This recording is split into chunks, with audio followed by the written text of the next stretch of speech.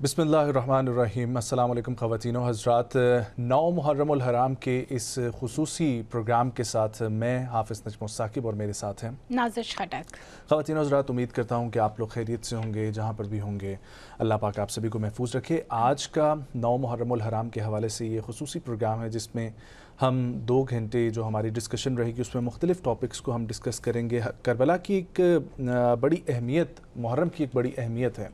एक तो नए साल का आगाज़ होता है, पहला महीना होता है, लेकिन एक बड़ा दुख और रंजीदा कर देने वाला ये महीना है। इसमें नवासे रसूल हज़रत मोहम्मद सल्लल्लाहु अलैहि वसल्लम के नवासे हज़रत इमाम हुसैन अलैहिस्सलाम और उनके जानशीन और अहले बैत के साथ जो सलूक रवा किया गया, और फिर जिस तरीके से उन्होंने हक़ और नाइंसाफ़ी जो है, नाइंसाफ़ी को तर्क किया और हक़ के रास्ते पर चले और नाइंसाफ़ी के सामने सर झुकाने से इनकार किया। 2 मुहर्रम उल हराम वो दिन था, 61 हिजरी थी, जब ये करबला में पहुँचे और ऑलरेडी वहाँ पर यजीदी लश्कर जो था वो इंतज़ार कर रहा था। और फिर हमारे साथ आज जो शख्सियत मौजूद होंगे, इनसे हम हर दिन के हवाले से अहमियत उनकी जानेंगे। लेकिन आज 9 मुहर्रम उल हराम है और पिछले 2 दिन से 7 मुहर्रम उल हराम से पानी जो है वो बंद कर दिया गया। और जो इस वक्त सूरत हाल वहाँ पर थी कि मैदान में इंतहाई सख्त हालात हो चुके थे। बच्चे जो है और पूरे के पूरे जितना भी आप अलैहिस्सलाम के जो साथी थे, जो रफ़क़ा थे, जो दोस्त थे, जो उनके ख़ानदान वाले थे, वो तमाम तर लोग इस वक्त पानी की प्यास की वजह से, लेकिन फिर भी सब्र का दामन नहीं छोड़ रहे थे और अल्लाह से एक उम्मीद थी। और वही ज़िक्र है जो आज दिन तक आप और हम जो है वो कर रहे हैं। और दीन की बका के लिए जो इमाम हुसैन अलैहिस्सलाम और उनके रफ़क़ा ने जो जाँफ़शानी के साथ वहाँ पर मुकाबला किया और जो उस वक्त के ज़ालिम हुक्मरान थे, ये मैसेज, ये पैगाम दिया कि कोई भी वक्त हो, हक़ का साथ देने में, सच बोलने में और सब्र पे इस्तकामत करने पर किसी भी किस्म की जो है वो गुंजाइश नहीं रखी जानी चाहिए।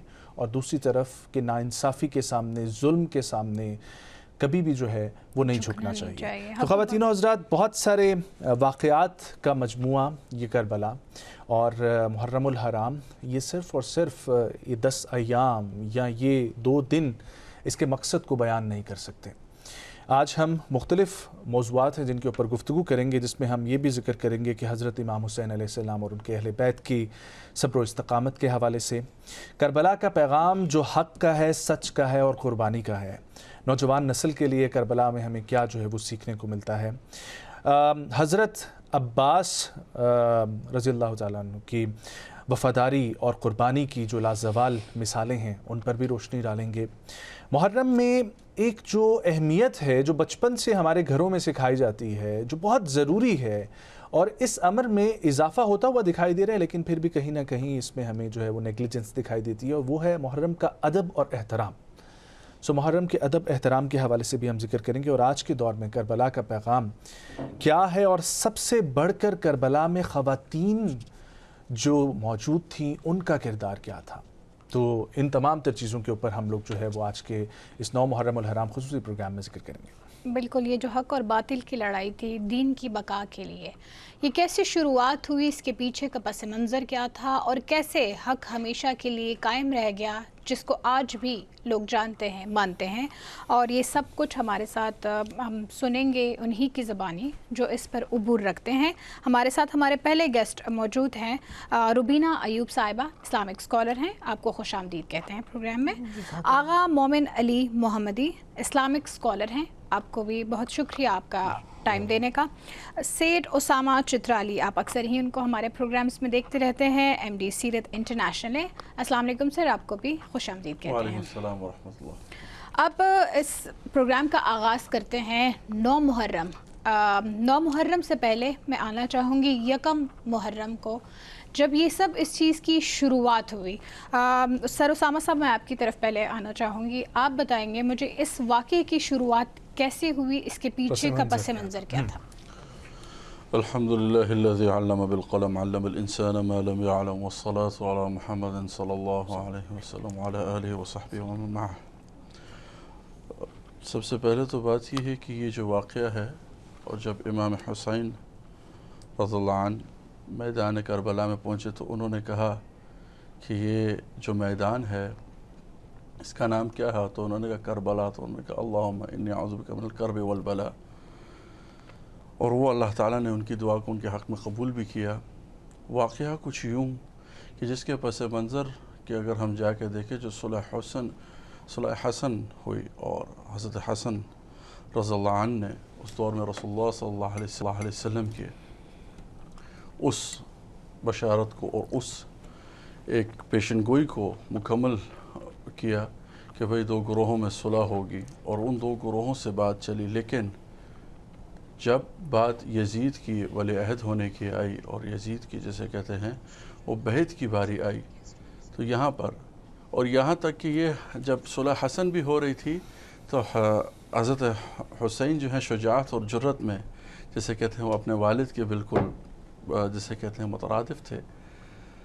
تو حضرت حسن نے ان کے بارے میں کہا میرا دل کرتا ہے جب تک یہ بات چل رہی تو میں ایک کمرے میں بند کر دوں، جب تک یہ بات طے نہ ہو میں تمہیں تب تک باہر نہ نکالوں، کیونکہ وہ اس کے حق میں اس وقت بھی نہیں تھے.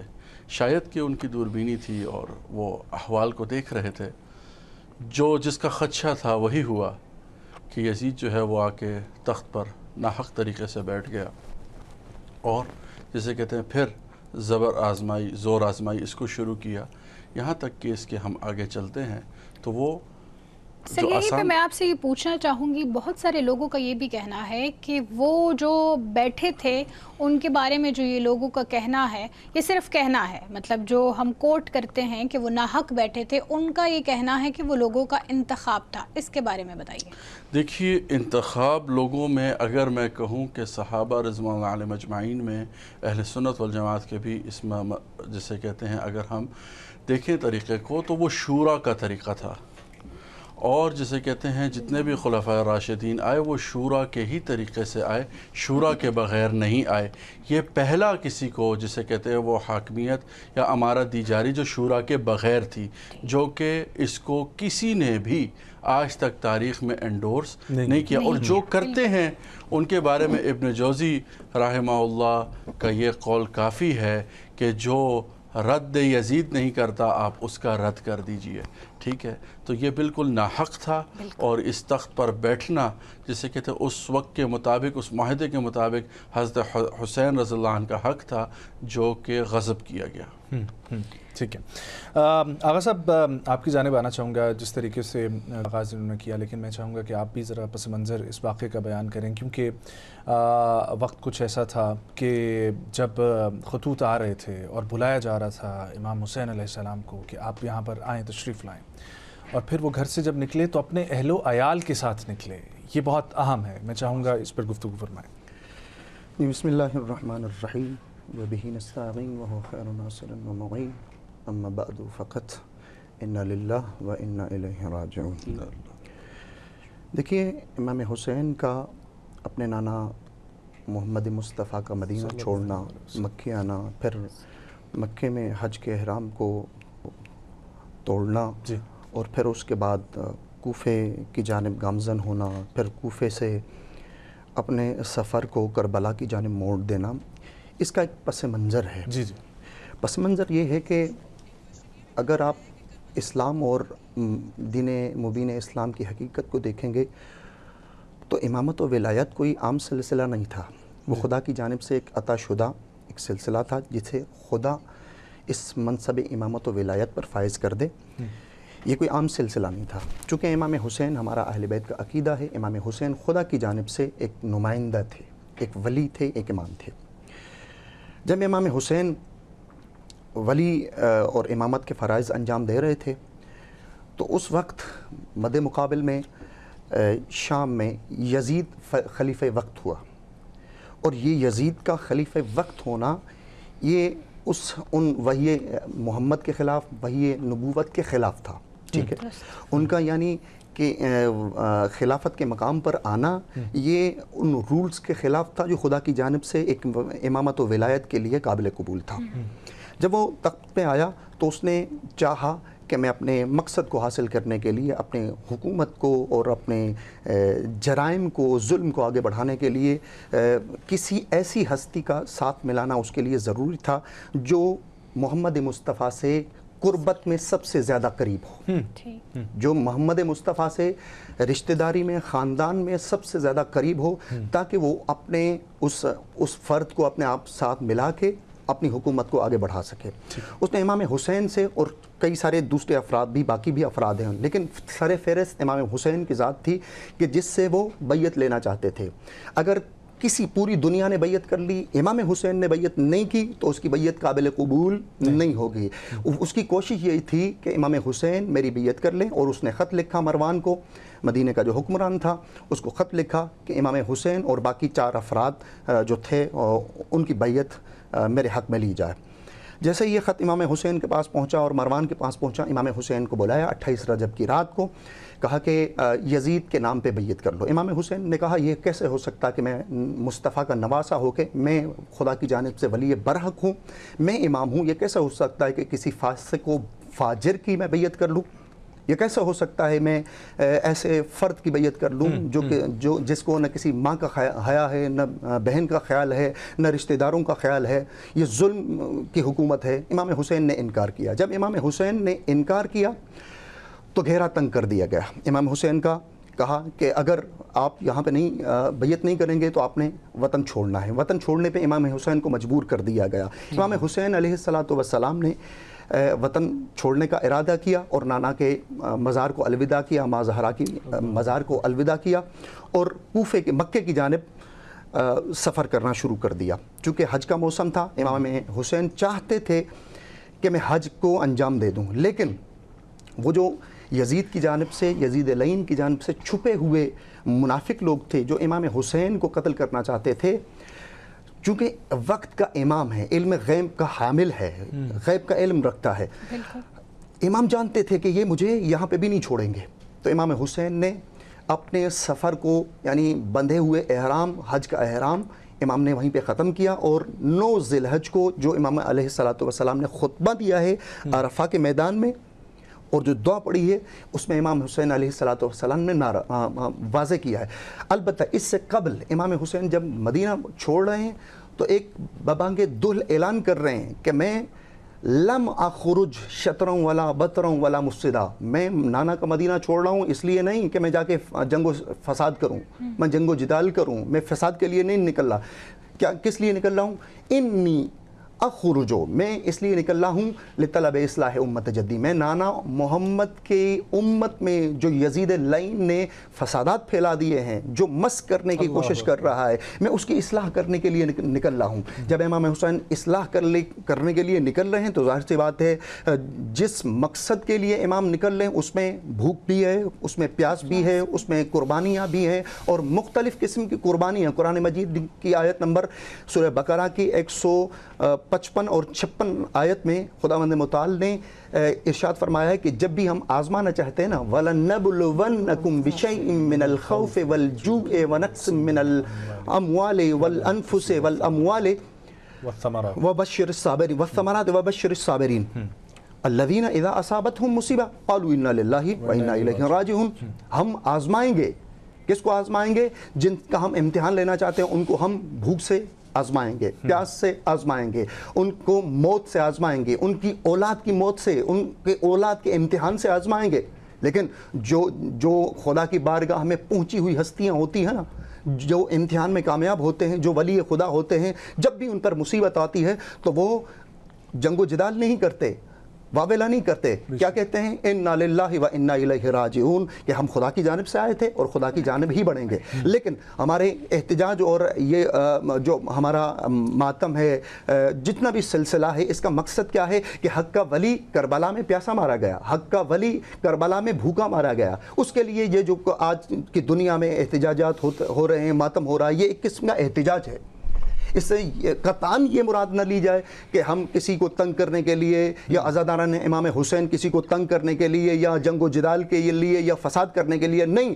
ہم اس لیے احتجاج کرتے ہیں، اہل بیت کے ماننے والے عزادار اس لیے احتجاج کرتے ہیں، اس لیے مجالس برپا کی جاتی ہیں، اس لیے جلوس عزا نکالے جاتے ہیں تاکہ اس جو ناروا خلیفہ وقت کے منبر پر اور تخت پہ بیٹھ گیا تھا اس کے خلاف احتجاج کیا جائے، اس کے خلاف دلیلوں سے اور دلائل سے واضح کیا جائے کہ جو بھی اس کی پیروی کر رہا ہے وہ ناحق پہ ہے، اور جو بھی امام حسین کے مقابلے میں چاہے اس دور میں آیا وہ بھی باطل ہے، اور جو آج کے دور میں بھی امام حسین کے مقابلے میں آئے گا وہ بھی باطل ہے. اس پہ صلوات نہیں پڑھی جائے گی، اس پہ خدا کی جانب سے بھی لعنت ہے اور ہماری جانب سے بھی لعنت ہے. بے شک.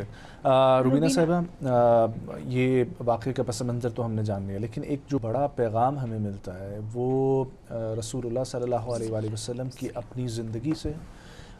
پھر ہم دیکھ لیں تو ہمارے خلیفہ امیر المومنین حضرت علی المرتضیٰ رضی اللہ تعالیٰ عنہ کی زندگی سے بھی، حضرت امام حسین کی زندگی سے بھی اور حضرت امام حسین علیہ السلام کی زندگی سے بھی صبر کا پیغام جو ہے وہ بہت زیادہ ملتا ہے. تو میں چاہوں گا ذرا اس کے اوپر گفتگو فرمائیں. اعوذ باللہ من الشیطان الرجیم، بسم اللہ الرحمن الرحیم. رب اشرح لی صدری ویسر لی امری واحلل عقدۃ من لسانی یفقہوا قولی. بے شک واقعہ کربلا جو ہے اپنی نوعیت کا ایک انتہائی منفرد واقعہ ہے. اس سے پہلے نہ کبھی ایسا واقعہ ہوا، نہ میرے خیال میں قیامت تک ایسا کوئی واقعہ پیش آئے گا. پہلی بات تو یہ ہے کہ جب ہم صبر و استقامت کی بات کرتے ہیں تو یہ تو اہل بیت کی ایک گھٹی میں شامل ہے، ان کی تربیت میں یہ شامل ہے. ہم جب طائف کے واقعے کا ذکر کرتے ہیں وہاں ہمارے نبی حضرت محمد صلی اللہ علیہ وسلم کے ساتھ کیا کچھ نہیں کیا گیا. پتھر مارے گئے، ان کو لہو لہان کر دیا گیا. کس لیے؟ اس لیے کہ اللہ کا دین سربلند ہو. تو یہ چیزیں جو ہیں اہل بیت کے گھرانے میں یہ چیزیں شامل تھی، یہ ان کی تربیت میں یہ شروع سے ہی شامل تھی. حضرت امام حسین علیہ السلام جب پیدا ہوئے ہیں، پیدا ہونے کے ساتھ ہی حضرت جبرائیل علیہ السلام نے اللہ کے رسول صلی اللہ علیہ وآلہ وسلم کی خدمت میں اقدس میں حاضر ہو کر ان کے شہادت ہونے کی جو ہے خبر دی تھی. حضرت ام سلمہ فرماتی ہیں کہ میں نے دیکھا کہ ایک دن اللہ کے رسول صلی اللہ علیہ وآلہ وسلم حضرت امام حسین علیہ السلام کو اپنی گود میں بٹھائے ہوئے تھے، پیار بھی کر رہے تھے اور رو بھی رہے تھے. تو میں نے پوچھا یا رسول اللہ آپ پیار بھی کر رہے ہیں، رو بھی رہے ہیں، اس کی کیا وجہ ہے؟ تو آپ صلی اللہ علیہ وسلم نے فرمایا کہ اے ام سلمہ، ابھی جبرائیل علیہ السلام حاضر ہوئے تھے، انہوں نے مجھے یہ خبر سنائی ہے کہ آپ کا یہ جو بیٹا ہے، آپ کی امت اس کو میدان کربلا میں بے دردی کے ساتھ 3 دن بھوکا پیاسا رکھ کر شہید کر دے گی. اور ساتھ ہی حضرت جبرائیل علیہ السلام نے یہ مٹی مجھے دی ہے، یہ کربلا کی مٹی ہے، اس کو سنبھال کر رکھنا، اس کی حفاظت کرنا. جس دن یہ سرخ ہو جائے گی سمجھ لینا کہ حسین جو ہے میدان کربلا میں شہید کر دیے گئے ہیں. تو حضرت ام سلمہ نے وہ مٹی لے لی اور وہ روزانہ اس کو دیکھا کرتی تھی. بات یہ ہے کہ صبر و استقامت کا یہ جو اصول ہے یہ اہل بیت کا کے گھرانے سے ان کو وراثت میں ملا ہے. پھر یہی بات نہیں ہے، حضرت ابو فضل بنت حارث جو ہیں وہ بھی فرماتی ہیں کہ میں نے ایک دفعہ اللہ کے رسول صلی اللہ علیہ وسلم کو دیکھا کہ انہوں نے گود میں بٹھایا ہوا ہے حضرت امام حسین کو اور وہ رو رہے ہیں. اور جب میں نے پوچھا تو آپ صلی اللہ علیہ وسلم نے یہی بات کی. تو یہ جو شہادت کی جو خبریں مل رہی ہیں یہ شروع سے مل رہی ہیں. اچھا یہاں پر ایک بات جو بڑی قابل غور ہے، کوئی یہ نہیں کہہ رہا، حالانکہ رسول اللہ صلی اللہ علیہ وآلہ وسلم جو ہیں مستجاب الدعوات ہیں، کوئی یہ نہیں کہہ رہا کہ یا رسول اللہ اس حادثے کو ٹال دیجئے گا، اللہ سے دعا کیجئے گا. سب یہ کہہ رہے ہیں، سب یہ دعا مانگ رہے ہیں یا اللہ حسین کو صبر و استقامت کا پیکر بنا کے رکھنا، ان کو صبر عطا فرمانا. تو یہی وجہ ہے کہ یہ ان کے لیے اس طرح کی دعائیں کی گئی تھیں اور انہوں نے کربلا کے میدان میں صبر و استقامت کا مظاہرہ کیا اور اپنی جان جو ہے جان آفرین کے سپرد کر دی اور قیامت تک ان کا نام جو ہے وہ زندہ رہے گا. خواتین و حضرات، ایک وقفہ شامل کرتے ہیں، پروگرام کا سلسلہ جاری ہے. کہیں مت وقفہ، ہمارے ساتھ رہیں، واپس آتے ہیں.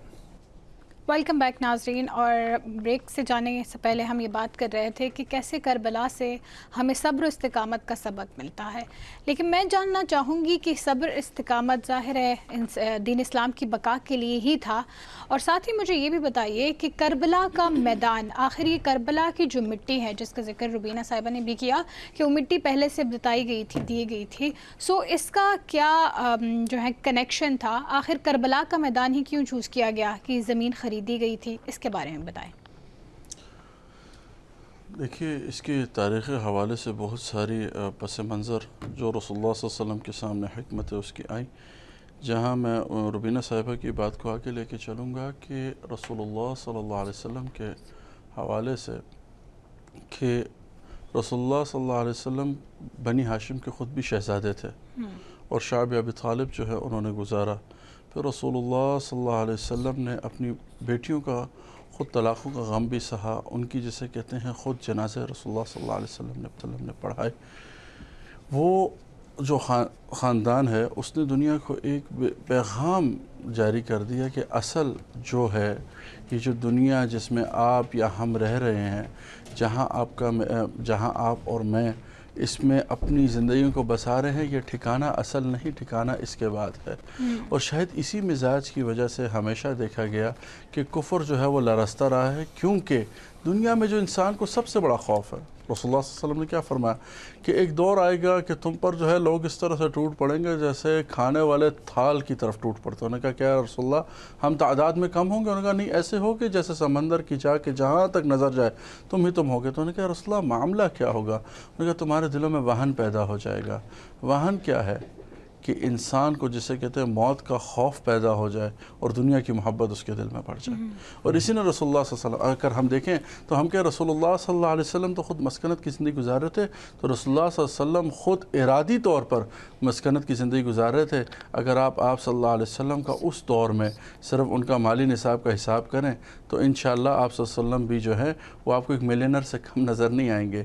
ایک صاحب جو اپنی جگہ کہتے ہیں 12 بیویوں کا سال کا کھٹا خرچہ دے دے، یہاں ہم سے ایک بیوی کا نہیں دیا جاتا. ٹھیک ہے، تو کیا ہے عالم، لیکن کیا کہ چوز کرنا. تو صبر و استقامت کا یہ جو سارا منظر تھا یا یہ جو کوشش تھی وہ اصل میں امت کے لیے ایک پیغام تھا.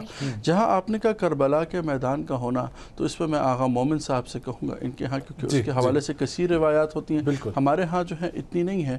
جہاں آپ نے کہا کہ یہ جو کوفہ والے انہوں نے ہمیشہ یہ کردار رہا، ان کا کردار شروع سے ہی ایسا رہا. اور اس کی اگر تاریخی پس منظر میں جائیں تو جب پہلا لشکر بھی فارس کی طرف نکالا گیا تو عرب نے ناپسند کیا ان کے سامنے جانا، کیونکہ ان کی شروع سے ایک جسے کہتے ہیں آپس میں نہیں بنتی تھی.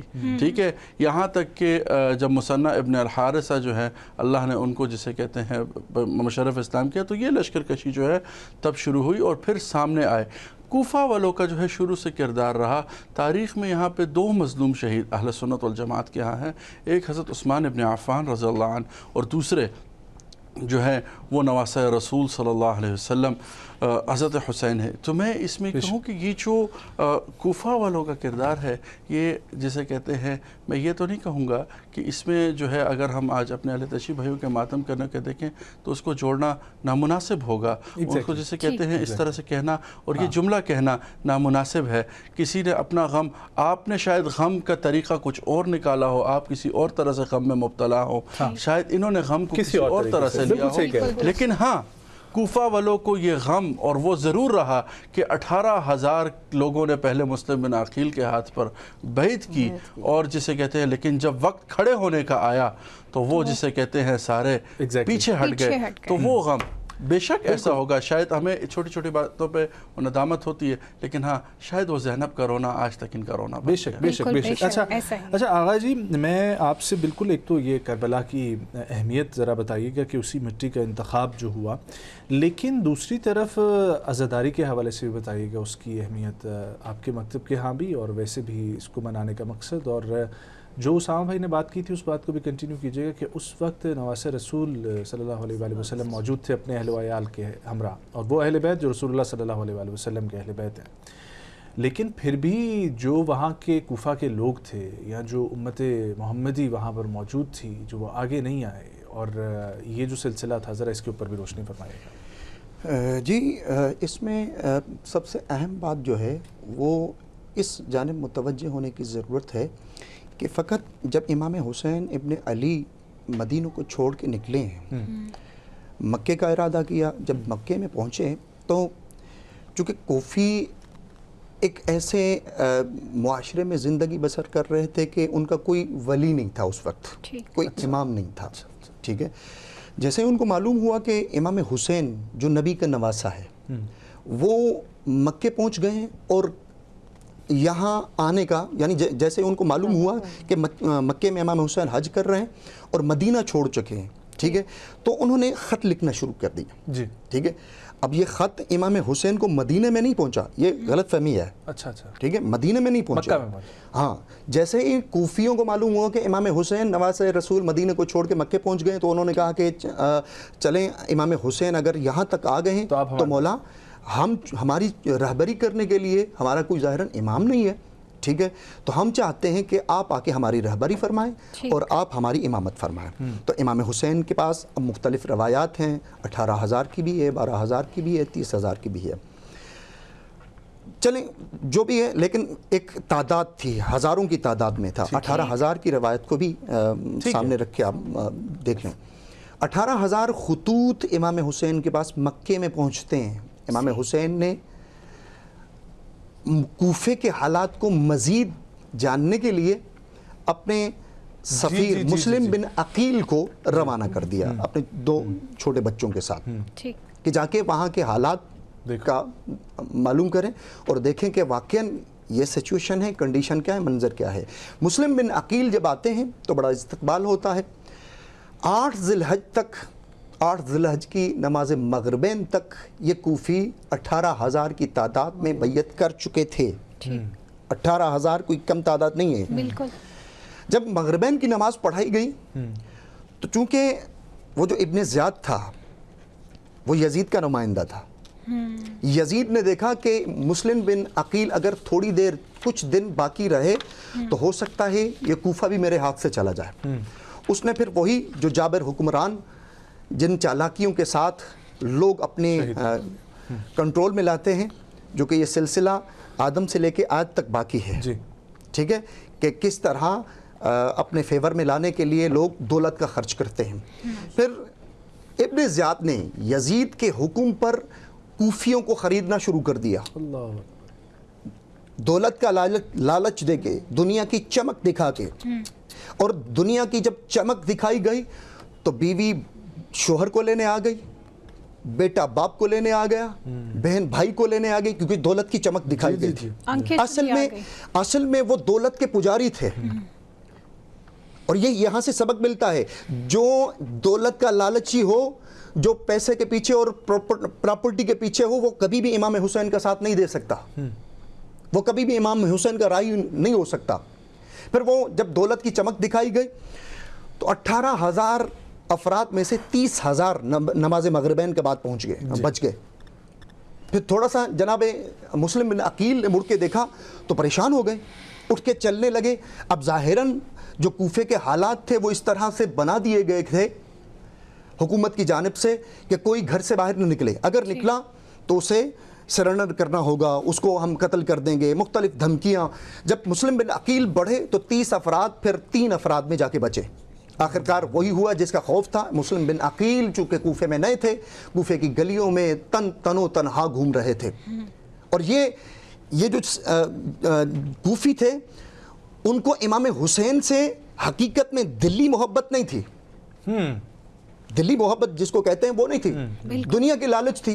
دنیا کی لالچ نے ان کو خرید لیا. پھر مسلم بن عقیل اکیلے رہ گئے، پھر اس کو شہید کر دیا گیا. پھر امام حسین ابن علی کو جب راستے میں امام حسین مکہ سے جب کوفے آنے کا ارادہ کر رہے ہیں اور 2-3 منزلیں عبور کر چکے ہیں، درمیان میں کسی قاصد نے جا کے امام حسین کو خبر دی کہ آپ کا سفیر مسلم بن عقیل مارے جا چکے ہیں، شہید ہو چکے ہیں. امام حسین نے وہیں سے اپنے سفر کا جو آغاز ہے کربلا کی جانب موڑ دیا.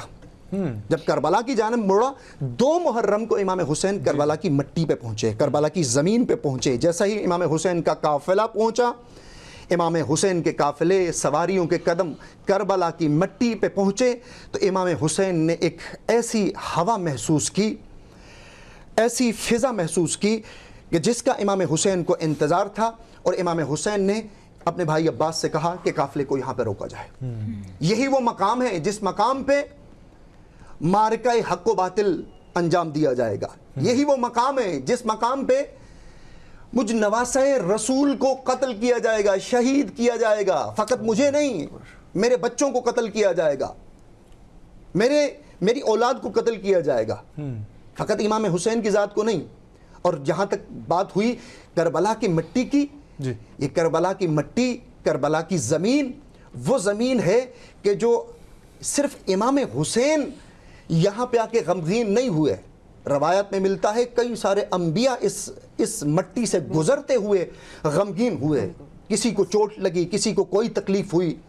یہ وہ مٹی ہے، وہ زمین ہے جو حضرت آدم سے لے کے خاتم تک، بے شک، اور خاتم سے لے کے قیامت تک یہ زمین ایک اہمیت کی حامل ہے۔ بے شک، اس کی خاک شفا وہ خاک شفا ہے کہ جس میں امام حسین کا خون ملا ہوا ہے، اور ہم اس خاک شفا کو سجدے کے لیے ہم آنکھوں کا سرما قرار دیتے ہیں۔ عزیزان محترم، اور یہی مٹی بے شک، جس کے لیے مختلف روایات ملتی ہیں، احادیث ملتی ہے کہ یہ وہ کربلا کی مٹی تھی کہ جس پہ انبیاء کرام علیہم الصلاۃ والسلام نے یہاں پہ تکلیفیں دیکھی، تکلیفیں برداشت کی۔ پھر امام حسین جب یہاں پہ پہنچتے ہیں تو دیکھیے امام حسین صرف شہید نہیں ہوتے، شہادت سے قبل اس مٹی کو خریدتے ہیں۔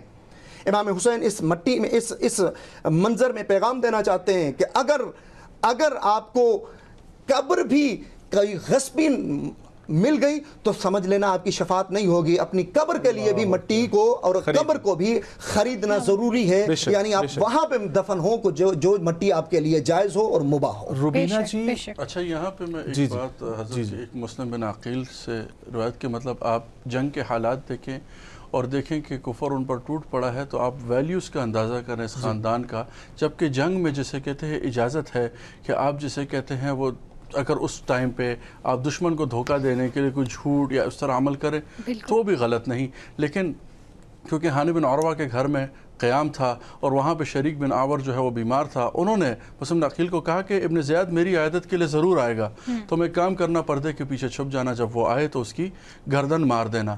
اس ارادے سے مسلم بن عقیل چھپے بھی لیکن انہوں نے قتل نہ کیا، وہ چلا گیا۔ تو انہوں نے کہا آپ نے آخر ایسا کیوں نہ کیا؟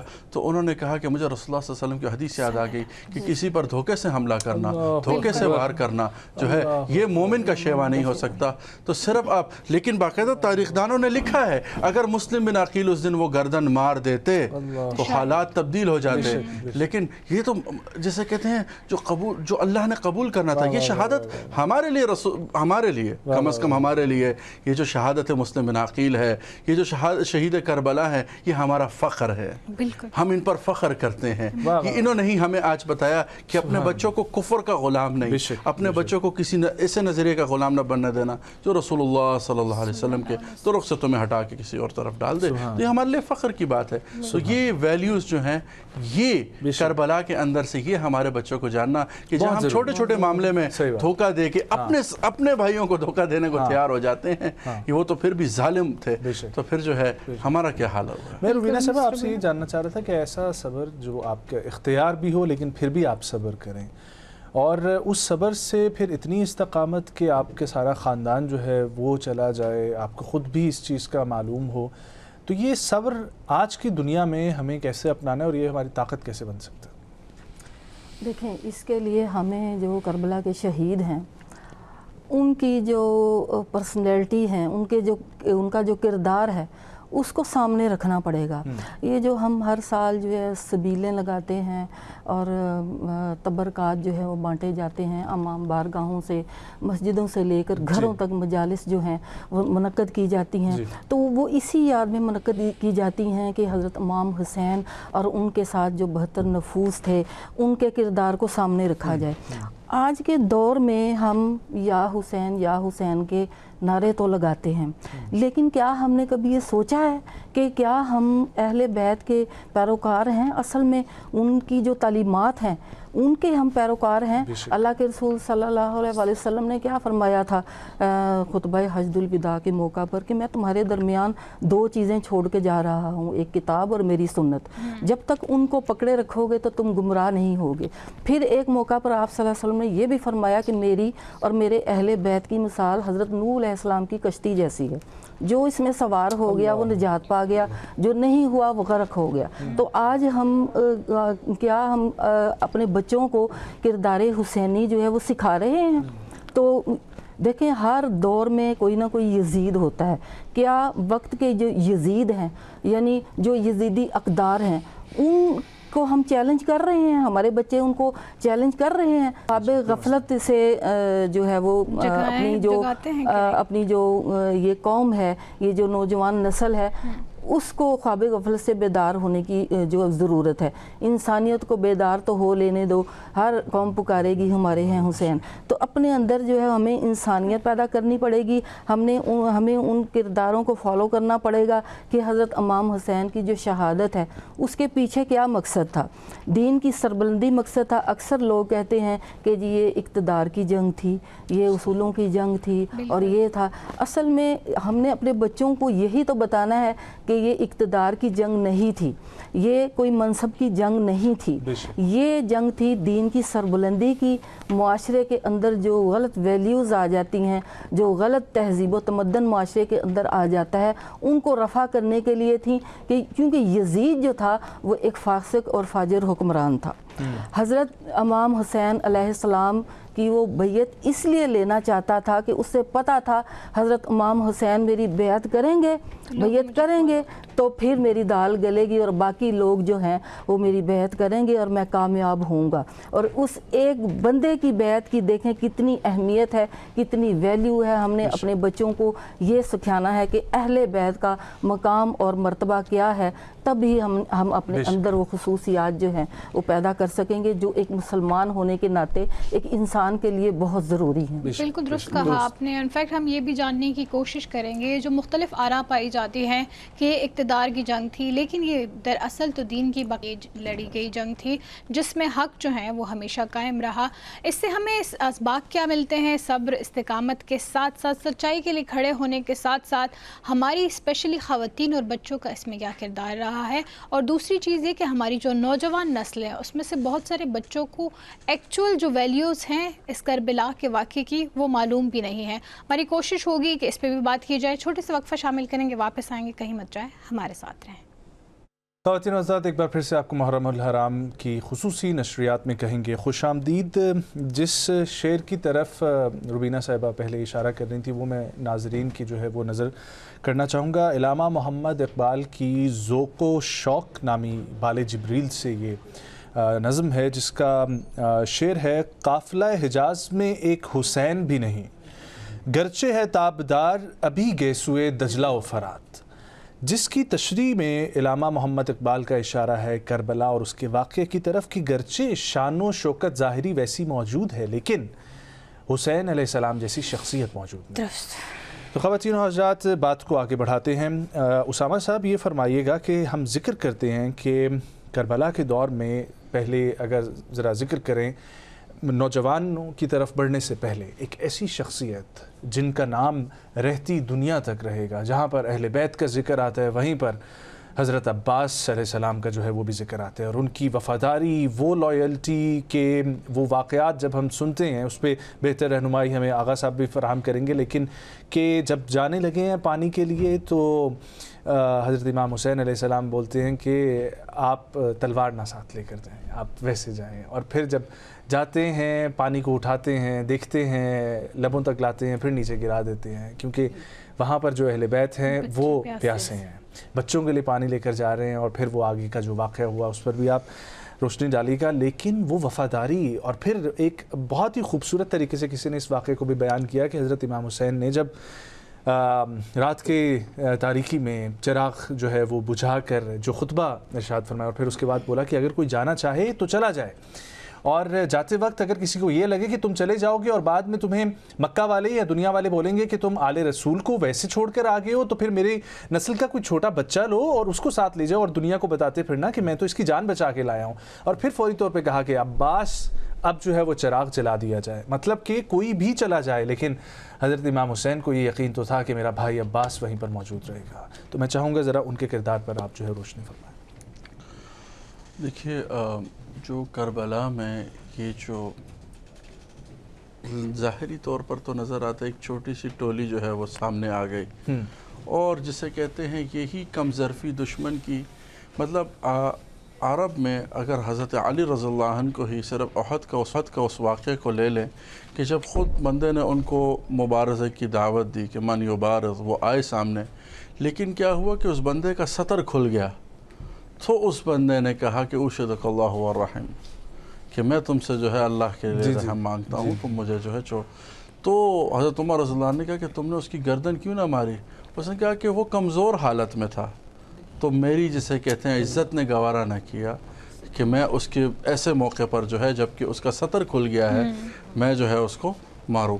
یہ وہ تھے، ٹھیک ہے. لیکن مقابل میں جب دشمن آیا، جب اس کو موقع ملا کہ وہ جسے کہتے ہیں اکرام کے ساتھ اچھے انداز سے پیش ہو سکتا تھا، معاملے کو کر سکتا تھا، لیکن وہی نا وہن دنیا کی وہ جسے کہتے ہیں ایک ری کے چھوٹے سے علاقے کی لالچ میں آ کے اپنی رشتہ داری کا خیال نہ رکھتے ہوئے عمرو بن سعد جو ہے، ٹھیک ہے، اپنے باپ کے نام کی نہ لاج رکھتے ہوئے، ٹھیک ہے، وہ سامنے آ کے کھڑا ہو جاتا ہے، ٹھیک ہے. تو حضرت عباس وہیں پہ کہ جب شمر جو کہ سرغنہ ہے اس پورے جسے کہتے ہیں کربلا کے واقعے کو کرنے، اور جتنے بھی مقتولین ہیں اس کا جسے کہتے ہیں یہی جو اس کا اللہ تعالیٰ قیامت تک اس پر لعنت کرے، اور جسے کہتے ہیں اس کی قبر میں وہ عذاب ہو جو فرعون کو مل رہا ہے. تو اس نے باقاعدہ جو ہے عباس رضی اللہ عنہ کو موقع بھی دیا کہ آپ جو ہے امان میں آ جائے. علی آپ کا کون سا سگا بھائی ہے؟ یہ جو آپ حسین ہیں جو ہے یہ آپ کے کون سے سگے بھائی ہیں؟ انہوں نے کہا وہ میرے آقا ہیں. یہ وہ تربیت تھی کہ جو اما فاطمہ رضی اللہ عنہ کے جو صاحبزادے تھے، ان کے جو بھائی تھے دوسرے والداؤں سے، وہ ان کو بھائی سے زیادہ آقا سمجھتے تھے. وہ اور ان کی جو والدائیں تھیں ان کو سلام ہو کہ انہوں نے بچوں کی ایسی تربیت کی کہ انہوں نے ان کو کبھی بھائی محسوس نہ کرایا، وراثت میں جاگیردار محسوس نہ کرایا، آقا بتایا کہ یہ آقا ہیں. تو اس سے صاف واضح ہو جاتا ہے کہ یہ جو شہزادے تھے، اور تربیت کا یہ معیار کہ بھائی ہوتے ہوئے بی بی زینب کے حجرے میں جو اجازت کے بغیر داخل ہیں. بالکل. یہ اصل میں جو معاملات ہیں، یہ جسے کہتے ہیں اصل میں یہ اس خاندان، اللہ نے ایسی قرآن میں نہیں کہا انما یرید اللہ لیذھب عنکم رجس اہل البیت ویطہرکم تطہیرا. یہ وہ اقدار، وہ اخلاق تھے ان کے کہ اللہ نے اس خاندان سے سیکھنے کا، لینے کا آپ کو اس کو ذریعہ بنا دیا. اس آپ کے لیے جو ہے قرآن میں اللہ نے آیات اتار دی جسے کہتے ہیں، اور رہتی دنیا نے دیکھا اس منظر کو کہ بھئی کس طرح سے اس خاندان نے اتنے ظلم کے بعد بھی اپنا رویہ کیا رکھا، امت کی اس غم کو بھی کس طرح سے انہوں نے جسے کہتے ہیں غم اپنے لیے تو تازہ رکھا، دوسروں کو غمگین نہیں کیا جسے کہتے ہیں. تو یہاں پہ آپ اس کو آغا جی سامنے رکھیے. مصلحت کیا تھی؟ اکثر لوگ یہ سوال پوچھتے ہیں کہ مصلحت کیا تھی کہ تلوار اٹھانے کی اجازت نہ تھی؟ دیکھیں اسامہ صاحب نے اس واقعے کو بڑا خوبصورت انداز میں بیان کیا. میں تھوڑا سا اس کی وضاحت کرنے کے بعد آپ کے جواب کی جانب آتا ہوں. جی جی. جب عمر سعد لعین آئے اور جناب غازی عباس کے پاس آئے، کہا کہ یہ میں خط لے کے آیا ہوں یزید کا اور امان نامہ لایا ہوں آپ کے لیے. آپ چھوڑ دیں امام حسین کو، آپ کو امان دی جائے گی، آپ کو جان کی حفاظت دی جائے گی، آپ کو فلاں فلاں چیزیں عطا کی جائیں گی، آپ کو مقام عطا کیا جائے گا، منصب عطا کیا جائے گا. غازی عباس کی وفا دیکھیے گا. غازی عباس نے اس تحریر کو دیکھا، کہا کہ میری لعنت ہو اس تحریر پر بھی، لعنت ہو اس کے لکھنے والے پر بھی، لعنت ہو جس نے یہ لکھوائی ہے اس پر بھی لعنت ہو. یعنی تمام تر پہلوؤں پہ لعنت کرتے ہوئے فرماتے ہیں کہ اے لعین، تیرے پاس میرے لیے امان ہے، میرے آقا و مولا کے لیے امان نہیں ہے. میرے آقا و مولا امام حسین کے لیے جو نواسے رسول ہیں، جو نواسے نبی ہیں، ان کے لیے کوئی امان نہیں ہے. میں لعنت بھیجتا ہوں آپ کی اس تحریر پر. دیکھیں کتنی وفا ہے امام حسین کے ساتھ, وقت کے امام کے ساتھ کیسی وفا ہے. اب یہ آپ کے سوال کی جانب جی کہ کیا مصلحت تھی. جی دیکھیں کئی سارے پہلو ہیں. امام حسین اور غازی عباس, مولا عباس, کربلا کے میدان میں دو بھائی تھے. جی عمر کے لحاظ سے بھی دونوں ہاشمی نوجوانوں سے ہاں. سب سے بڑے تھے. ہاں امام حسین کا سہارا تھے غازی عباس. بے شک. امام حسین کی ڈھارس تھی بے غازی شک. عباس. بے شک. کیوں کہا جاتا ہے کہ بھائی کی کمر کا زور ہوتا ہے. اللہ بالکل. اکبر. محترم عزاداروں جو سننے والے ہیں, کربلا میں دیکھو کہ امام حسین کا کتنا زور تھے عباس. اور اسی جملے سے ہمیں معلوم ہوتا ہے کہ جب غازی عباس کے بازو کٹ کے زمین پہ آئے, زین فرس سے زمین پہ آئے, تو امام حسین فرماتے ہیں اے عباس میری کمر ٹوٹ گئی, میری کمر ٹوٹ گئی. بھائی کمر کا زور ہوتے ہیں. تو امام حسین نہیں چاہتے تھے کہ غازی عباس کو اجازت دیں. امام حسین کا سہارا تھے عباس. یہی مصلحت تھی. ایک مصلحت یہ ہے کہ امام حسین, جہاں پہ امام حسین کی طاقت تھے غازی عباس, وہاں پہ جناب زینب سلام اللہ علیہا کی چادر کا سہارا تھے. یہ روایات ہم سنتے ہیں کہ جناب سیدہ زینب سلام اللہ علیہا بیبیوں کو کہتی تھی جب تک میرے بھیا عباس موجود ہیں کسی کو پردے کی پرواہ نہیں کرنی چاہیے. اور جب خبر ملی کہ جناب عباس شہید ہو گئے تو جناب سیدہ زینب سلام اللہ علیہا سب بیبیوں سے, سب خواتین سے معذرت کرتی ہیں کہ اب میری ضمانت نہیں ہے. اللہ اکبر. یہی وجہ ہے کہ امام حسین, جناب سیدہ زینب سلام اللہ علیہا نہیں چاہتی تھی کہ غازی عباس جنگ کے میدان میں چلے جائیں. ہاں البتہ یہاں پہ سوال تو بنتا ہے کہ پھر غازی جی. عباس تو گئے تھے, جی پانی کے لیے. پانی لینے گئے تھے, لیکن عزاداروں یہاں پہ گئے تھے لیکن کسی مجبوری کے تحت گئے تھے, کیونکہ جناب عباس سے ہاشمی نوجوانوں کو پیاسا نہیں دیکھا جا رہا تھا. امام حسین کے چھوٹے چھوٹے بچے جن کے ہاتھوں میں چھوٹے چھوٹے کوزے تھے, چیخ و پکار کر کے رو رو کے جن کی زبان خشک ہو چکی تھی, آواز نہیں نکل رہی تھی, سب آ کے جناب عباس کے قریب آتے تھے کہ چاچا ہمیں پیاس لگی ہے, ہمیں پانی چاہیے. اس پیاس نے, بچوں کی پیاس نے مجبور کیا اور جناب مولا حسین کے, آقا حسین کی خدمت میں آئے, مولا مجھے پانی کی اجازت دے دیجیے. پانی لینے گئے تھے. عزیزان جنگ کے لیے نہیں گئے تھے عباس. درست درست. بالکل بہت درست. خوب, بہت عمدہ طریقے سے آغا صاحب آپ نے فرمایا. مس روبینہ آپ سے پوچھنا چاہوں گی, یہ جو قربانی کی داستان ہے یہ ہمیں تا حیات دوبارہ کبھی نہیں مل سکتی. اس میں خواتین کے کردار پہ آپ کیا کہیں گی؟ ظاہر ہے سب سے پہلے بات تو یہ ہوتی ہے کہ ان خواتین کی تربیت نے ہی ان میں وہ جوش اور جذبہ رکھا تھا جس کے لیے وہ لڑنے کے لیے تیار ہو گئے تھے, مر مٹنے کے لیے تیار ہو گئے تھے. اور دوسرا کہ ثابت قدم رہنے کے لیے بھی خواتین کا سپورٹ کتنا ضروری ہوتا ہے, اس پہ بھی بتائیے گا. جی بلا شبہ واقعہ کربلا میں حقوق نسواں کا اپنا ایک اہم کردار ہے. اس میں آپ دیکھیں کہ ہر رنگ اور نسل کے لوگ تھے, عربی بھی تھے, غیر عربی بھی تھے, ہاشمی قریشی بھی تھے, غیر قریشی بھی تھے, یعنی ہر قسم کے, آزاد بھی تھے, غلام بھی تھے. تو جہاں پر سب نے اپنا اپنا کردار ادا کیا, وہاں پر خواتین کا بھی اپنا ایک کردار ہے, جن میں سب سے اہم کردار جو ہے ام المصائب حضرت زینب سلام اللہ علیہ کا ہے. یہ وہ خاتون ہیں جن کو ثانیہ زہرا بھی کہا جاتا ہے اور بھی ان کے بہت سارے القابات ہیں.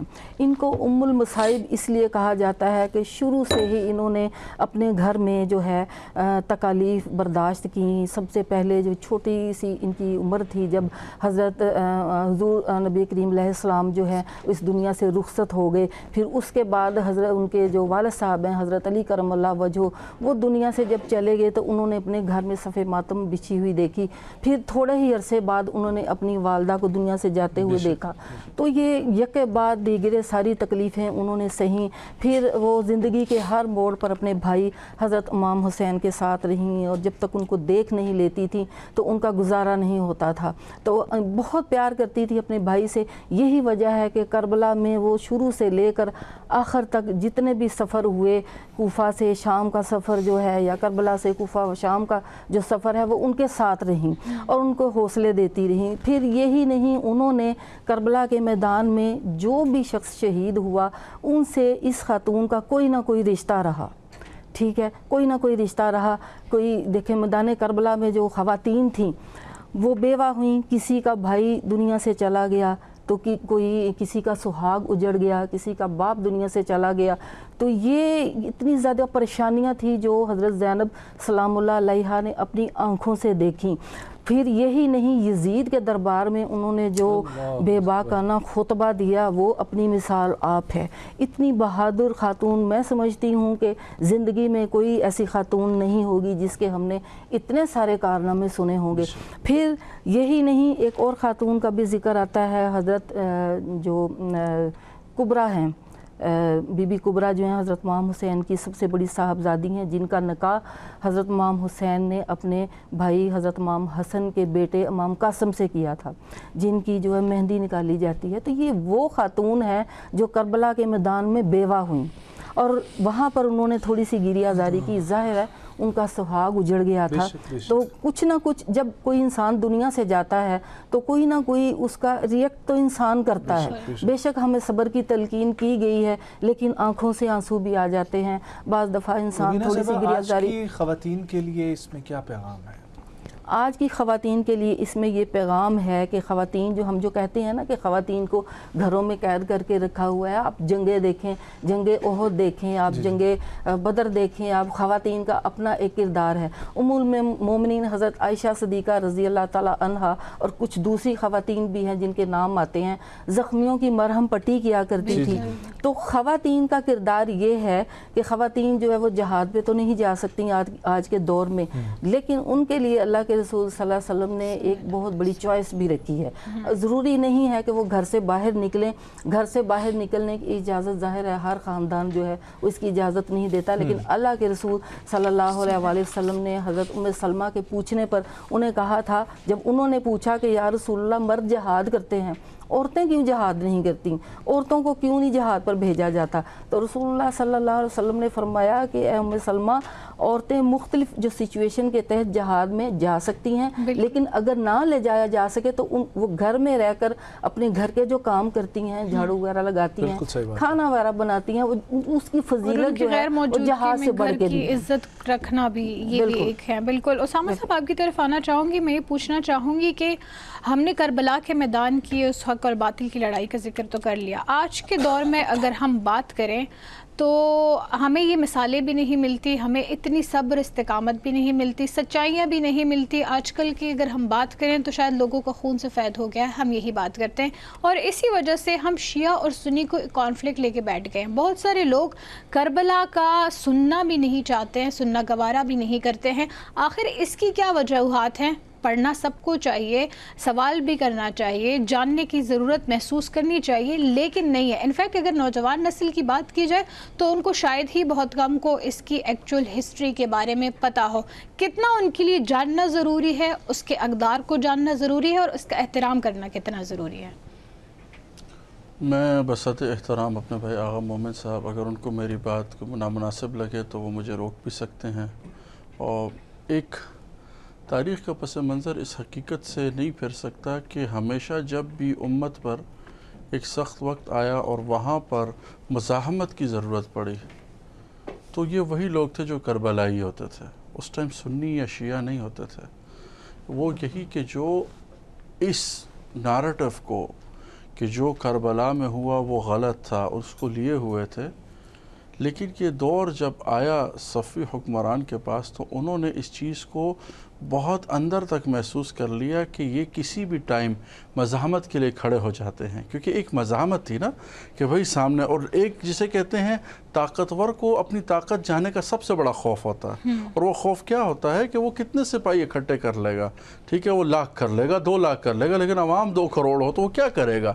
تو وہ کیا ہے کہ انہوں نے جسے کہتے ہیں کربلا کو ریچول بنا دیا. کربلا آج ہمارے لیے ایک ریچول ہے. بس یہ دن آتے ہیں، ایام آتے ہیں. میں آپ سے کہتا ہوں، میں اللہ کے نام کی 3 قسمیں کھا کے کہتا ہوں، واللہ باللہ تاللہ، کہ آپ مجھے بتائیں کہ ایک نوجوان چاہے وہ سنی ہو چاہے وہ شیعہ ہو، کیا وہ کربلا کی روح کو سمجھا ہے یا صرف کربلا کے واقعے کو جانا ہے اس نے؟ کیا کربلا کا واقعہ صرف جان لینا؟ اور میں غم کی اگر بات کروں تو غم کا ایک واقعہ مجھے یاد آ گیا. اجازت، حضرت عمر رضی اللہ عنہ حج کے موقع پر تھے تو مکہ کے کچھ لوگوں نے شکایت کی، ایک صحابیہ تھی خنسا نام تھا ان کا. تو وہ اپنے بھائی کے غم میں بہت مبتلا تھی. بہت بڑی شاعرہ تھی. 7 معلقات یعنی جو 7 بڑے دیوان ہیں ان میں سے ایک دیوان ان کا ہے عرب میں. تو ان کو لایا گیا تو ان کے گلے میں اپنے بھائی کے جوتے تھے, سر منڈا ہوا تھا. تو حضرت عمر نے کہا غمگین ہو؟ اس نے کہا ہاں. اس نے کہا کچھ تمہارے غم کو بیان کرنے کے لیے ہے؟ انہوں نے کہا کہ پرانے میں سے سناؤں یا نئے میں سے؟ انہوں نے کہا کوئی نیا ہے؟ تو انہوں نے کہا ہاں سنا دو. یہاں تک کہ جب خنسا نے اشعار پڑھنا شروع کیے تو حضرت عمر بھی رو پڑے. حضرت عمر رضی اللہ عنہ نے بھی اپنے بہت پیارے بھائی زید کو کھویا تھا, جس کے غم میں جو ہے وہ سخت مبتلا ہوئے کہ 3 دن کسی بھی اپنے ساتھی سے وہ ملنے کے لیے باہر نہیں آئے. جب یمامہ سے خبر پہنچی, ان کے بیٹے نے آ کے بتایا کہ انہوں نے شہادت کی دعا کی, اللہ نے قبول کر لی. یہ مسلمان تو اس کو جسے کہتے ہیں, قاسم نے کیا کہا جب پوچھا کہ بھئی موت کو کیا جانتے ہیں؟ انہوں نے کہا کہ میں اس شہادت کو جو ہے شہد سے بھی میٹھا سمجھتا ہوں اپنے لیے. تو یہ تو وہ لوگ تھے. تو میں آپ سے کہوں کہ ہم نے جو ہے نا غم کو, اب وہ ہوا, یہ واقعہ ہوا, اتنے میں اماں عائشہ رضی اللہ عنہ سے ملاقات ہوئی خنسا کی. انہوں نے کہا کہ تم نے بھائی کو کھویا ہے. بہت اہم تھا. انہوں نے کہا میں نے اس کو کھویا ہے جس کے لیے آسمان اور زمین کے سارے وعدے ہوئے, اس کو رحمت للعالمین کہا گیا, اس کے لیے جسے کہتے ہیں کوثر کو حاضر کر دیا گیا.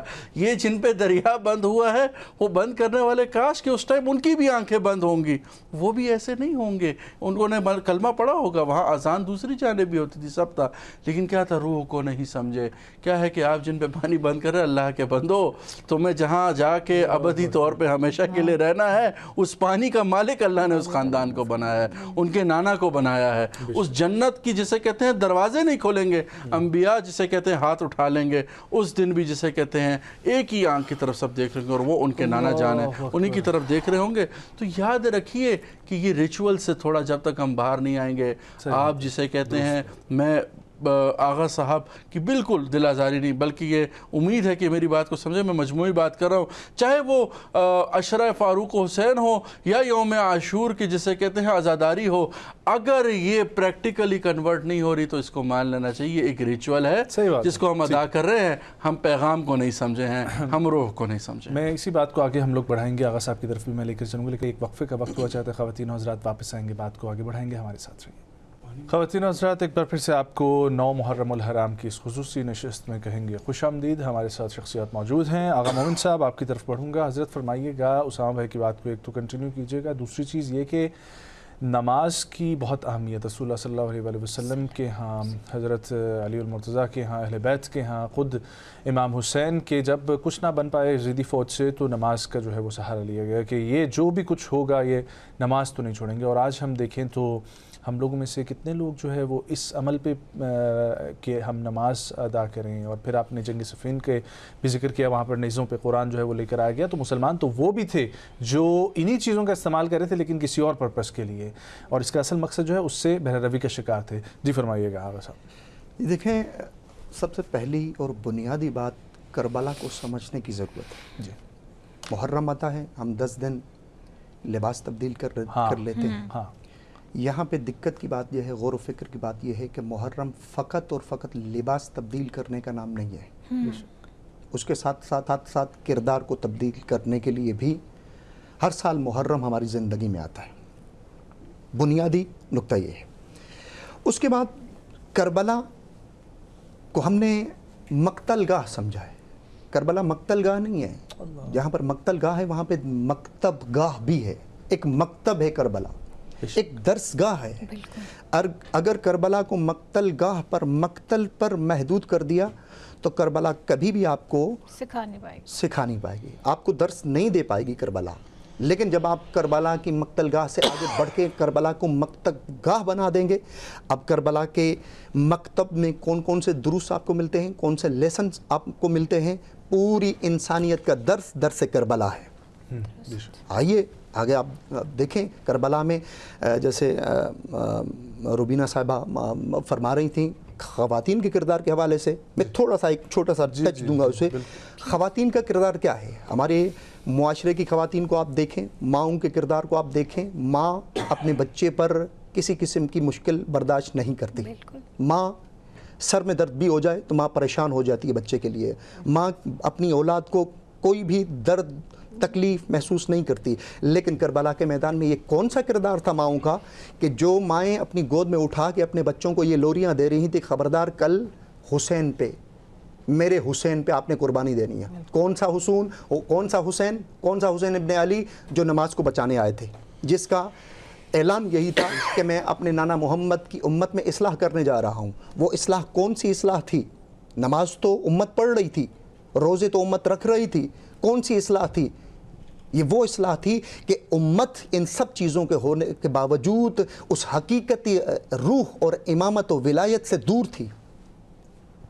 امت اس محمد مصطفیٰ کی وحی سے دور تھی, جس کو یزید لعین بگاڑنے کی کوشش کر رہا تھا. کیا کہا تھا یزید لعین نے کہ کون سی وحی نازل ہوئی ہے, کون سا کتاب, کون سا دین؟ اس کو بچانے کے لیے امام حسین نے علم اٹھایا, استقامت کی, مزاحمت کی, اور اس کو صرف مزاحمت کا نام نہ دیا جائے بلکہ یہ وہ مزاحمت تھی جو دین و اسلام اور مذہب کو بچانے کے لیے تھی. عزیزان محترم, خواتین کے کردار کو دیکھو گے تو بچوں کی کس طرح تربیت کر رہی ہیں. اور اگر یہاں پہ سوال کیا جائے کہ آج کے دور میں خواتین کو کیا کرنا چاہیے, محترمہ نے بہت اچھے انداز میں اس کو واضح کیا, لیکن میں ایک پوائنٹ کی جانب متوجہ کرنا چاہتا ہوں. آج کے دور میں خواتین کربلا سے کیسے درس لے سکتی ہیں, کس طرح مکتب گاہ بنے گی کربلا آج کی خواتین کے لیے. عزیزان محترم, آج کی خواتین کے لیے جس طرح وہ مائیں اپنے بچوں کی تربیت کر رہی تھی, حق کے ولی کے لیے قربانی کا سبق دے رہی تھی, آج کی مائیں بھی اپنے بچوں کے, اگر جہاد تو ممکن نہیں ہے, جہاد تو جائز نہیں ہے خواتین کے لیے, تو کیا کریں, گھر میں اپنے بچوں کی کم از کم ان کی ذمہ داری یہ ہے کہ وہ اپنے بچوں کی تربیت کریں, وہ اپنے بچوں کی اپنے خاندان کی تربیت کریں. اور تربیت کا سب سے پہلا سبق جو ہے انسان کو اپنی ماں کی گود سے ملتا ہے. اگر ماں ہی تربیت نہ کر پائی تو کون تربیت کر پائے گا؟ بے شک. آپ کو اسکول کے حالات آپ جانتے ہیں, کالج, یونیورسٹی, ہمارے حالات آپ کے سامنے ہیں, ہمارے معاشرے کے حالات آپ کے سامنے ہیں. تو یہاں پر کربلا ہمارے لیے مکتب گاہ ہے, درس لینے کی جگہ ہے. نوجوانوں کے لیے جس طرح جناب علی اکبر, جناب قاسم فرمایا, سوال کیا گیا کہ موت کو کیسا پایا, احلی من العسل, شہد کی مٹھاس سے بھی زیادہ عزیز ہے مجھے موت. کون سی مٹھاس تھی, کون سی حقیقت تھی جو موت کو مٹھاس میں تبدیل کر رہی ہے؟ عزیزان محترم, اور یہاں پہ ایک اور نقطے کی جانب بھی میں متوجہ کرتا چلوں کہ کربلا کو سمجھنے کے لیے کربلا کوئی اتفاقی واقعہ تھوڑی تھا. اسی طرح بالکل. ہاں, کربلا کوئی دو شہزادوں کی جنگ تھوڑی تھی جو کہ نظریہ ہمارے معاشرے میں موجود ہے. نہیں, حق و باطل کی جنگ تھی, حق و باطل کی پنجہ آزمائی تھی, حق و باطل کی لڑائی تھی. اور یہ لڑائی یہ فقط کربلا کے میدان میں نہیں تھی, یہ حضرت آدم سے شروع ہوئی تھی, کربلا میں آ کے ختم ہوئی, اور ختم نہیں ہوئی, آج تک باقی ہے. کربلا میں امام حسین نے ہر وقت کے یزید کے چہرے سے نقاب اتار دیا تھا, ورنہ 72 کے لشکر میں کون لاکھوں کے تعداد سے جنگ کرتا ہے. امام حسین نے استقامت سے سبق دیا کہ جس دور میں بھی, جس وقت بھی, جس جگہ پہ بھی میرے کردار جیسے کے سامنے یزید جیسا کردار آ جائے تو میری طرح استقامت کرنی ہے, میری طرح اقدام کرنا ہے, اور اس باطل کو مردہ باد کرنا ہے. اور یہی ہوا, کربلا نے ہمیں سبق سکھایا ہے. اور آج کے دور میں جو مسلمانوں کو فتح و نصرت حاصل ہوئی ہے وہ کیا ہے؟ وہ کربلا سے سبق حاصل ہوا ہے, وہ آل محمد سے سبق حاصل شدہ قوم ہے. تو عزیزان محترم, ہمیں کربلا کو سمجھنے کی ضرورت ہے, کربلا میں کرداروں کو سمجھنے کی ضرورت ہے. اور کربلا کے کرداروں کو سمجھنے کے ساتھ ساتھ محرم آتے ہی صرف لباس تبدیل نہ ہو. یہ بھی ایک بحث ہوتی ہے کہ نئے لباس پہنا جاتے ہیں اور نئے کپڑے لیے جاتے ہیں. ٹھیک ہے, یہ حرام نہیں ہے, ٹھیک ہے. یہاں پہ جو حقیقت روح ہے, عزاداری ہے, وہ یہ ہے کہ لباس کے ساتھ ساتھ کردار کو بھی تبدیل کیا جائے. اگر میں گناہ گار ہوں محرم سے پہلے تو میں گناہ چھوڑ دوں, امام حسین کی خاطر گناہ چھوڑ دوں. میں امام حسین کی خاطر, کربلا کی خاطر, اگر میں کسی گندے کام میں مبتلا ہوں تو میں اس کو کربلا کی خاطر چھوڑ دوں. کربلا ہمیں یہی سبق سکھاتی ہے. تو ہمیں کربلا کو مکتب گاہ کی نگاہ سے دیکھنا چاہیے, وہ مکتب گاہ جس میں بچوں کے لیے درس گاہ موجود ہے, نوجوانوں کے لیے درس موجود ہے, ضعیفوں کے لیے درس موجود ہے, बूढ़ों के लिए दर्स मौजूद है, ख़वातीन के लिए दर्स मौजूद है। अगर इस निगाह से देखोगे करबला को तो करबला आपके लहजे में, आपके किरदार में तब्दीली का सबब बनेगी, और जब करबला तब्दीली का सबब बनेगी तो आप हर वक्त के यजीद से आंखों में आंखें मिला के बोल सकते हैं कि आप बातिल हैं और हम हक। बेशक बेशक। आगा जी, चूँकि वक्त हमारे पास इसी तरीके से रह जाएगा कि दोबारा आपके पास नहीं आ सकेंगे, इसलिए मैं चाहूँगा नौजवानाने करबला के हवाले से भी जो है ना वो आप गुफ्तगू फरमा दें।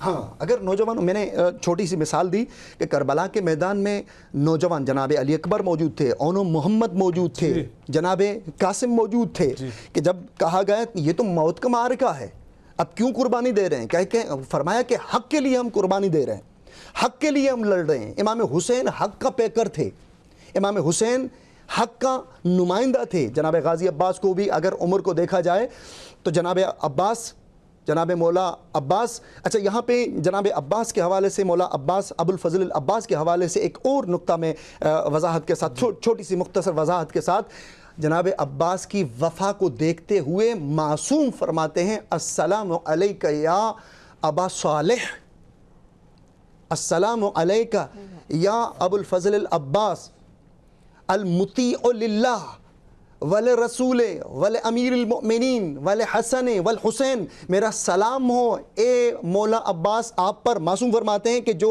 अल्लाह का भी मुती है, रसूल का भी मुती है, अमीरुल मोमिनीन का भी मुती है, हसन और हुसैन का भी मुती है। यानी सलाम तो मासूम ने मासूम पे किया हुआ है, अलग अलग से मासूमों ने मासूम पे सलाम किया हुआ है, लेकिन जनाब अब्बास की वो हस्ती है कि जिस पर 5 अफराद की अताअत का इतलाक करते हुए मासूम सलाम करते हैं कि आप पर सलाम हो कि जो रसूल के भी मुती ठहरे, अल्लाह के भी मुती ठहरे, हसन और हुसैन और अमीरुल मोमिनीन के भी मुती ठहरे। अब जनाब अब्बास की अगर वफ़ा को देखा जाए तो जनाब अब्बास की वफ़ा इतनी करार पाई, इतनी वफ़ा की जनाब अब्बास ने कि जब दरियाए फुरात में आते हैं, पानी उठाते हैं, काबिल हो जाते हैं, पानी उठाते हैं, लेकिन पानी उठाते हुए मुँह के करीब लाते हैं, जनाब मौला अब्बास के बच्चों, मौला हुसैन के बच्चों की प्यास याद आती है तो पानी को दरिया में फेंक देते हैं। फिर जब आते हैं, आगे आते हैं तो दोनों शाने कट के भी जनाब अब्बास जो है ना मशकीज़े को नहीं छोड़ रहे, मशकीज़े को अपने मुंह में उठा के हुए आगे चलते हैं, लेकिन चूँकि मशीयत खुदा थी, पानी का न पहुँचना था। अजीज़ान, अज़ादारों, सुनने वालों, जनाब अब्बास को आँख में तीर लगा के शहीद कर दिया गया। तो ये वफ़ा है जिसमें हमें नौजवानों को दर्स मिलता है, नौजवानों को किरदार अपनाने की ज़रूरत है, नौजवानों के लिए दर्स मिलता है कि जिस तरह जनाब कासिम ने वक्त के इमाम के लिए लब्बैक कहा, जनाब अली अकबर ने वक्त के इमाम के लिए, चूँकि इमाम हुसैन वक्त का इमाम थे, ठीक है, वक्त के इमाम के लिए लब्बैक कहा, तो नौजवानों को ये दर्स दिया जा रहा है करबला की तरह हमें भी अपने वक्त के मौला व आका के लिए इस तरह हमेशा हर वक्त तैयार रहना चाहिए जिस तरह करबला के मैदान में नौजवान तैयार थे। बिल्कुल दुरुस्त, बिल्कुल दुरुस्त। हमारा भी यही है कि हमारी जो नौजवान नस्ल है वो समझे, पढ़ें और महसूस करें वो जज्बात जो आजकल हमें नहीं मिलते हैं। रुबीना, आपकी तरफ आना चाहूँगी। जब हम सबक की बात कर रहे हैं इस करबला के पूरे वाक़े से, आपने अपनी जितनी अभी हम रिसेंट में अपनी देखते हैं, हर साल हम करबला का ज़िक्र करते हैं, बैठ जाते हैं, बातें करते हैं, वही वाली बात है कि कपड़े जो हम पहनते हैं वो उससे हमें लगता है कि हम पेश कर रहे हैं अपनी अक़ीदत, लेकिन क्या एक्चुअल में हम उस दर्द को समझ रहे हैं? क्या इवन वो जज्बा भी हम रखते हैं कि हम उस दर्द को अपनी रूह में उतार सकें और उसको समझ सकें? असल में हमें जो है ना, जो इस्लाम का फ़लसफ़ा शहादत है और हज़रत इमाम हुसैन अलैहिस्सलाम का जो फ़लसफ़ा शहादत है उसको समझने की ज़रूरत है। अल्लाह ताला भी कुरान पाक में फ़रमाते हैं कि शहीद जो हैं वो ज़िंदा रहते हैं, उन्हें उनके रब के यहाँ से रिस्क दिया जाता है, तो सुबह शाम रिस्क दिया जाता है, वो ज़िंदगी रखते हैं लेकिन तुम उनकी ज़िंदगी का शऊर नहीं रखते। अल्लाह के रसूल सल्लल्लाहु अलैहि वसल्लम ने भी ये बात फरमाई कि मेरी ख्वाहिश है कि मैं अल्लाह की राह में जो है वो कत्ल किया जाऊँ, फिर ज़िंदा किया जाऊँ, फिर कत्ल किया जाऊँ, फिर ज़िंदा किया जाऊँ। ये अल्फाज आप सल्लल्लाहु अलैहि वसल्लम ने कोई 4 दफ़ा फरमाए। तो हमें फ़लसफ़ा शहादत को समझने की ज़रूरत है। जो वाक़या करबला है वो एक वाक़या नहीं है, हम इसको एक वाक़ये की सूरत में लेते हैं, یہ ایک کرداروں کا نام ہے. ہم نے ان کرداروں کو سمجھنا ہے. ہم نے جیسے ابھی خر بن یزید جو ہیں جنہوں نے عین جو ہے وہ جنگ کی حالت میں اسلام قبول کیا اور یزید کے لشکر سے حضرت امام حسین کے لشکر میں آ گئے. دیکھیں کہ جب اللہ تعالیٰ کسی کے دل میں ہدایت ڈالتا ہے, جب اللہ تعالیٰ کسی کو بلند مرتبہ عطا کرنا چاہتا ہے, تو دیکھیں ادھر سے نکل کر جو حر ہیں وہ حضرت امام حسین کی جو لشکر میں شامل ہو جاتے ہیں. تو دیکھیں ادھر کی زندگی اور ادھر کی ایک پل میں ان کی جو ہے دنیا بدل جاتی ہے. اللہ تعالیٰ انسان پر کتنا مہربان ہوتا ہے. صرف عقل رکھنے کی ضرورت ہے, سمجھنے کی ضرورت ہے. یہ بات حر کو اس دن سمجھ میں آئی کیونکہ وہ سارا معاملہ دیکھ رہے تھے کہ یہ تو حق باطل, یہ تو حق پہ ہیں, ہم لوگ باطل ہیں. وہ اس وقت حق اور باطل کا جو فرق سمجھے ہیں, تو اس فرق کے سمجھنے کی بنا پر ان کے دماغ میں یہ بات آئی کہ یہ جو کچھ ہو رہا ہے یہ بالکل غلط ہو رہا ہے. تو آج کی جو نوجوان نسل ہے ان کو, جیسا کہ ابھی مولانا صاحب نے بڑی اچھی بات کہی کہ ماؤں کو اپنا کردار جو ہے وہ ادا کرنا چاہیے. میں ہمیشہ اپنے ہر پروگرام میں ایک بات کرتی ہوں کہ آج کے دور میں بھی بہت سے حسین پیدا ہو سکتے ہیں, لیکن گود جو ہے وہ سیدہ زہرا حضرت فاطمہ الزہرا جیسی ہو. اور نوالا اپنی اولاد کو سونے کا کھلائیں لیکن نظر شیر کی رکھیں. ہم لوگوں نے جو ہے موبائل اپنی اولاد کو دے دیے ہیں لیکن جو مرضی کرتی رہے, لیکن مائیں جو ہیں وہ ڈرتی ہیں آج کل کی اولاد سے. مائیں آج کل کی اولاد سے ڈرتی ہیں, جس کی وجہ سے اولاد جو ہے وہ ان کے کردار میں جو ہے وہ چیز نہیں آ سکی جو آنی چاہیے تھی. تو میں یہ سمجھتی ہوں کہ اپنے جو گھر کا ماحول ہے اس میں ماں کا ایک اپنا ایک کردار ہے, کیونکہ باپ جو ہے وہ تو سارا دن باہر رہتا ہے لیکن بچے جو ہیں وہ ماں کی تربیت میں سارا دن رہتے ہیں. بچے کی گود جو ہے وہ پہلی درسگاہ ہے, ماں کی گود جو ہے وہ بچے کی پہلی درسگاہ ہے. تو یہ جو چیزیں ہیں, یہ جو واقعہ کربلا کے جو کردار ہیں, ہم نے ان کو سمجھنا ہے. نہ صرف ہم نے خود سمجھنا ہے, ہم نے اپنے بچوں کو اس سے روشناس کرانا ہے. ہم نے اپنے بچوں کو بتانا ہے کہ ہم نے اپنے ہیروز, اپنے رول ماڈل جو ہیں وہ کس کو بنانا ہے. صحیح بات. تو آج کے دور میں آپ دیکھیں کہ ہم رول ماڈل جو ہیں وہ کس کو بنا رہے ہیں, ڈرامہ آرٹسٹ ہیں یا جو کوئی, لیکن اس چیز کو جو ہے وہ سمجھانے کی ضرورت ہے اپنے بچوں کو, تاکہ ہمارے بچے کل کو جو ہیں وہ دین جو ہے وہ دین کی پختگی ان کے اندر پیدا ہو سکے. جب دین کی پختگی ان کے اندر آئے گی تو پھر وہ ہر بات کو سمجھ سکیں گے کہ حق کیا ہے اور باطل کیا ہے. ساما صاحب, آخری 1-1.5 منٹ ہمارے پاس رہ گیا. چاہوں گا کہ آپ نے تھوڑی دیر پہلے ذکر کیا تھا کہ ہم محسوس نہیں کرتے. وہ آپ کی بات بالکل درست ہے, لیکن اس کی بجائے وہ تو ایک چلیں اگلا مرحلہ ہے, لیکن اس سے پہلے آپ کم از کم دکھاوے کے طور پر تو ادب اور احترام کر لیں. محرم کا ادب و احترام ہمارے بچپن میں جو ہوا کرتا تھا, آج وہ ادب و احترام ہمیں نظر نہیں آتا. انفیکٹ ہماری اپنی زندگی میں ہم سے کافی ایسی غلطیاں بالکل ایسے ہیں. یہ کچھ ذرا بتائیں کہ ایک ادب احترام اس مہینے کا ہونا کیا چاہیے ہماری عام زندگیوں میں, روزمرہ کی زندگی میں. دیکھیں, میں عمومی طور پہ بات کہتا ہوں اور عام جتنے بھی پلیٹ فارمز ہیں ان پہ جا کے یہی بات کرتا ہوں کہ دیکھیں, جب موقع آتا ہے تو اس میں اختلافی باتوں کو چھوڑ کے جو کامن گراؤنڈز ہے اس پہ بیٹھ کے آپ بات کریں. اگر آپ کو محرم کی تاریخی روایات پہ, محرم کے واقعے پہ کوئی اختلافات ہے تو سفر کو گزر جانے دیں, ربیع الاول کو گزر جانے دیں, پھر بات کریں. اگر آپ کو ربیع الاول کے ریچول سے اختلاف ہے تو گزر جانے دیں, بیٹھ جائیں گے, زندگی پڑی ہے ابھی. لیکن جب موقع ہو رہا ہو, یہ بالکل یہ وہ والی بات ہے, شاید اس موقع پہ نہ ہو کہ گھر میں کوئی خوشی کا موقع اور ایک بندہ منہ پھلا کے بیٹھ جائے. ٹھیک ہے, تو یہ آسان سر میں سمجھانے کی امت نہیں لگتی نا. ہاں, تو آپ اس ٹائم کامن گراؤنڈز پہ آئیں, ٹھیک ہے, ایک دوسرے کے لیے. اور ہم نے بھی بچپن میں دیکھا آپ کے ارد گرد اگر اس وقت جو ہے کوئی شیعہ حضرات اپنے گھر کے معاملات کریں, وہ اپنے پڑوسیوں کا خیال کرتے ہوئے وہ بھی معاملے کو جاری رکھیں. صحیح بات ہے. اور جو پڑوسی ہیں وہ بھی ان کے ساتھ, جیسے کہتے ہیں شفقت و مرحمت کا, بے شک شامل نہیں بھی ہوتے, کم از کم ان کے لیے جسے کہتے ہیں مشکلات پیدا نہ کریں.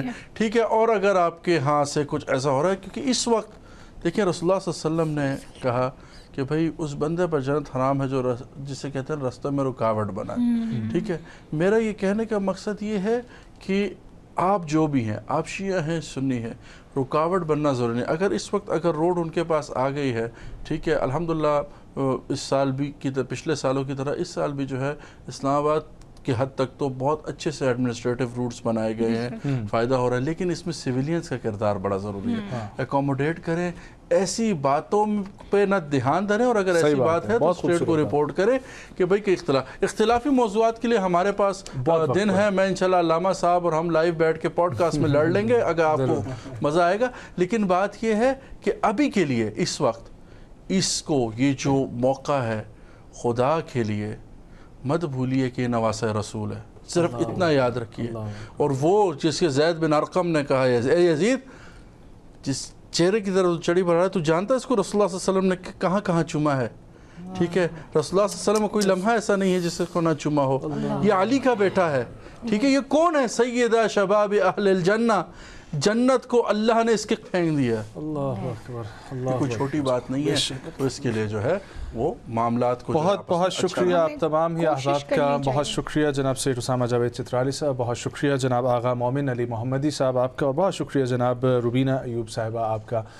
خواتین و حضرات، آخر میں دعا ہے کہ اللہ پاک ہمیں اہل بیت کے نقش قدم پر چلنے کی توفیق دے، اور اس محرم الحرام کی خصوصی نشست سے مجھے اور نازش خٹک کو دیجیے اجازت. ملاقات ہوگی انشاءاللہ آپ لوگوں سے کل 10 محرم الحرام کی خصوصی پروگرام کے ساتھ. اور جاتے جاتے ایک ہی شعر میں بات ختم کرنا چاہوں گا جو کہ خواجہ معین الدین چشتی اجمیری رحمۃ اللہ نے لکھا.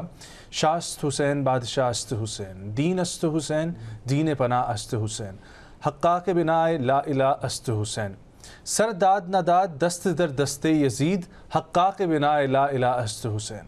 اسی کے ساتھ خواتین و حضرات ہم لیں گے آپ لوگوں سے اجازت. اپنا بہت سارا خیال رکھیں. خدا حافظ. اللہ نگہبان.